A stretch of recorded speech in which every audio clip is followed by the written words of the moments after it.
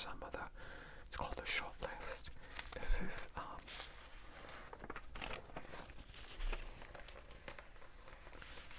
can you see it? The book review, New York Times book review. I just kind of folded it in half.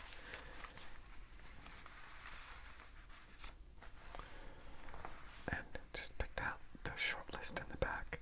And I thought I would do some Sour Patch Kids. Watermelon. I don't know what's going on with me. All the fake flavors out there. I'm into watermelon lately. For some reason, I do have fresh watermelon in my refrigerator too. I guess maybe because it's summertime. So I thought I would give this a shot. Do some reading and look at that. I have some watermelon. They're really great looking little watermelons. Sour Patch Kids. I've never had these before, so I'm sure they're probably like a gummy Sour Patch chew. Maybe I'll leave them right there like that. Yeah. Cool. So I don't know anything about these books. I just thought I would read them and see. We'll go through 1 or 2 or 3. We'll see how we feel. Okay, I'm gonna try my first one.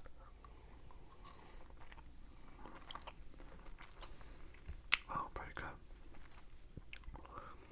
The first book is Constellations of Eve by Abigail Rosewood.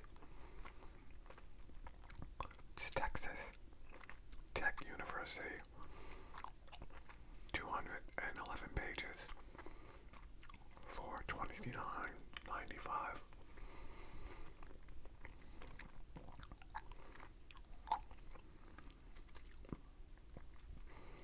Initially, Rosewood's Constellations of Eve looks as if it's going to be a straightforward chronicle of the bad decisions of beautiful people, a romance whose initial meet cute contains the seeds of its ultimate failure, a female friendship whose intense closeness is linked to its acute toxicity.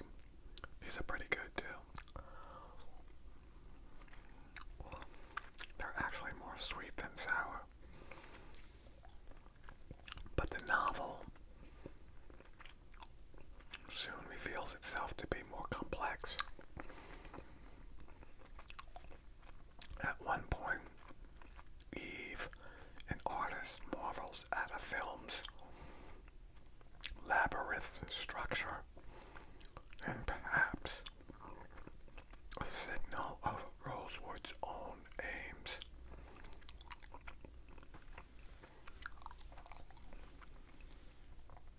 The tale shares a conceit with works of speculative fiction, though not the explicitly speculative gear, alternate histories in which different versions of Eve lead different lives. Rosewood's prose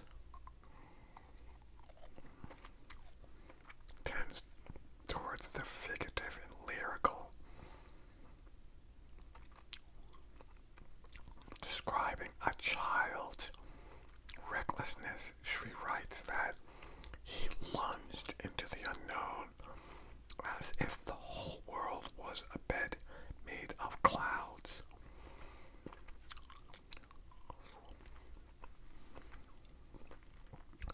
Her characters regularly exhibit an idiosyncratic impulsiveness.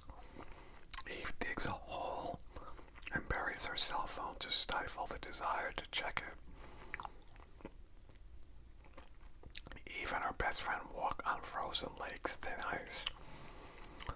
Though these behaviors occasionally ring false, they can also surprise and sometimes terrify. The center of the novel is its strongest section, a horror-tinged story in which Eve's overpowering compulsion to love as a wife does her husband, as a mother, does her son, as an artist, does her muse, strips her of her agency and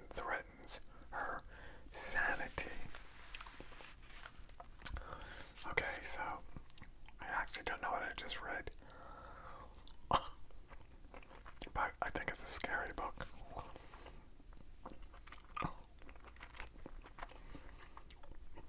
These are pretty good.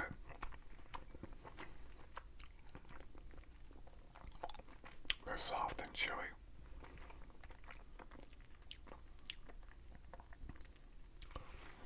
The Red Arrow by William Brewer. Knopf. 254 pages, and this one's $27.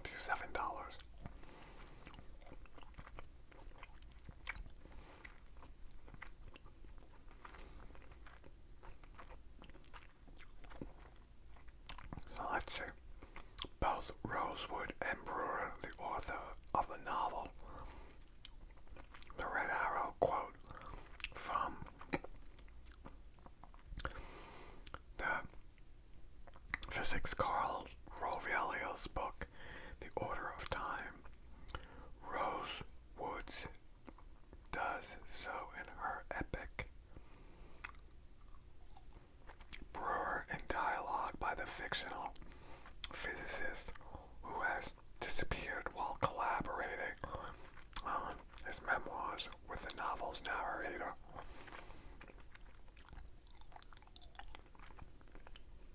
The quest narrative of the search for the physicist soon gives way to digressive, detailed first-person examination of severe depression and its consequences. Brewer is particularly concerned with how love can sometimes paradoxically nourish depression rather than diminish it. The novel is carefully structured, sharply observed, and often humorous.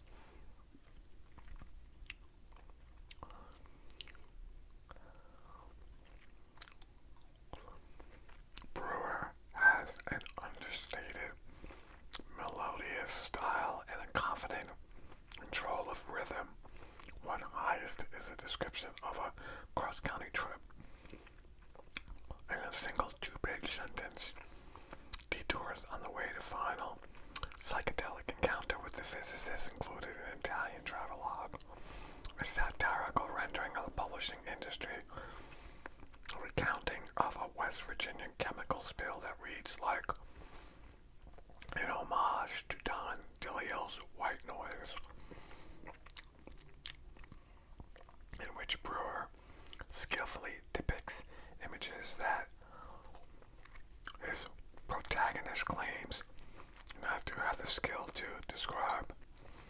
Perhaps too many citations of other writers, Michael Herr, Jeff Dyer, Fernando Pessoa, and Dennis Johnson, among others, are meditations on the anxiety of artistic influence and the unreliability of memory. This book has eccentricity and vigor executed with remarkable style.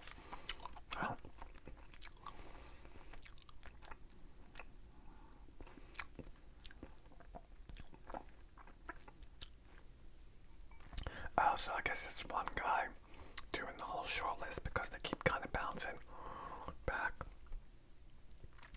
Okay, I'll read you. Let's see. Yeah, let's read one more. Let's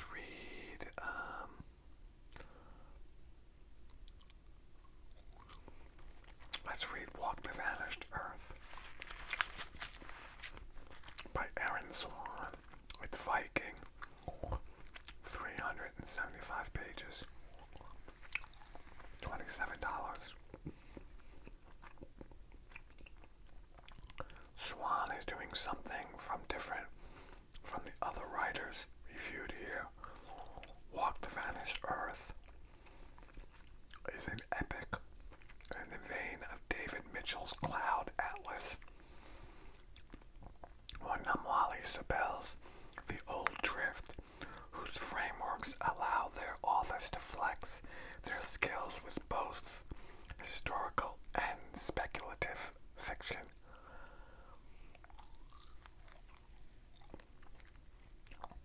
It is a weird, ambitious novel that takes place over 2 centuries. Its principal characters others in main event a climate apocalyptic in which the world is an alternative. 2017 freezes and thaws and floods and burns but does not seem ready to die. Its narrative composed of histories that are misremembered, forgotten, lost, or willfully destroyed. Swan's staccato sentences can be evocative, as when she describes a psychiatric ward with the girls with faces like shreds torn from paper. Some of her characters see the world through veils of ignorance because of their isolated circumstances. B, a mute adolescent in Kansas City in 1975, was raised in secret until she escaped her abusive home. Moon, a young woman on Mars in 2073, has never known any other sentient beings except for the mysterious uncles who accompany her on her travels. Swan's prose wonderfully portray things that cannot comprehend, but whose meanings are nonetheless plain to the reader. This rich, endlessly engaging novel is, one hopes, the first in a long career for an author who has the talent and imagination to write whatever she wants. Wow, good one. It's kind of strange reading book reviews.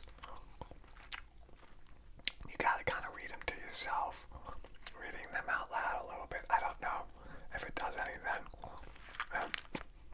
A lot of times, you have to read them yourself. Greenland by David Santos Donaldson. Let's have another one of these. Like the Red Arrow, Donaldson's Greenland is a first-person narrative about a writer struggling to complete a manuscript under a publisher's deadline. Both books are heavily metafictional and intertextual, and in both, psychological pressures blur the boundaries between author and subject. Greenland also contains a nested story of Mohammed El-Adi, an Egyptian tram conductor who had a doomed romance with E.M. Forrester during World War I. Okay, that's interesting. The deadline-pressed writer is Kip Starling, who's holed up in a Brooklyn brownstone a century later drafting a novel about Mohammed.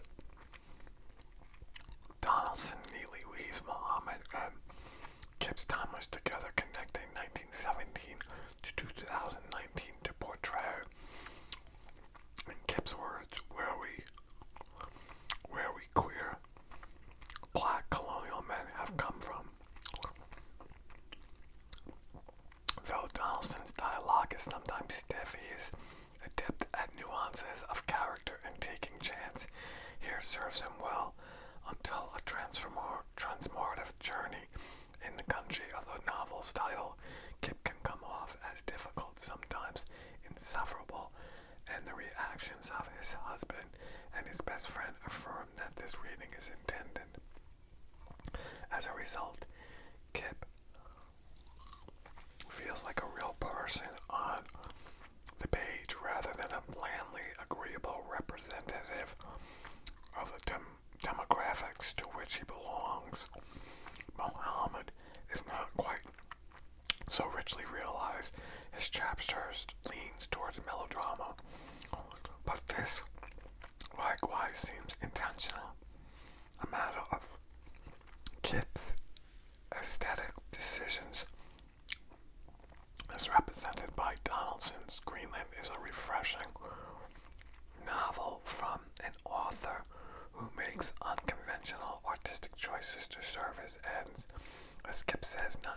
necessarily something pleasant, but an honest noise.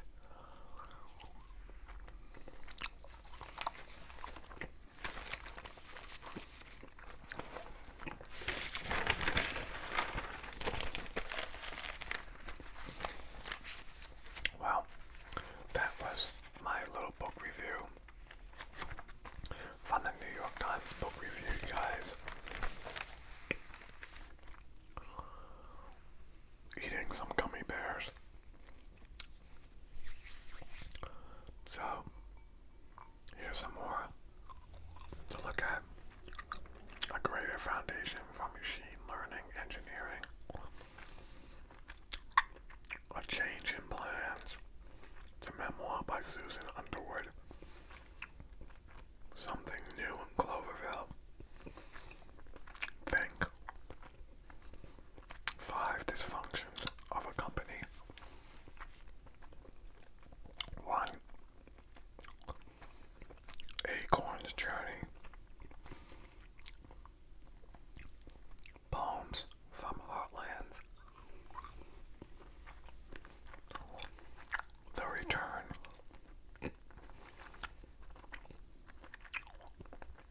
Azimuthal. Family Guide. Celebration of the Jewish holidays. Elwood's Odyssey. And Street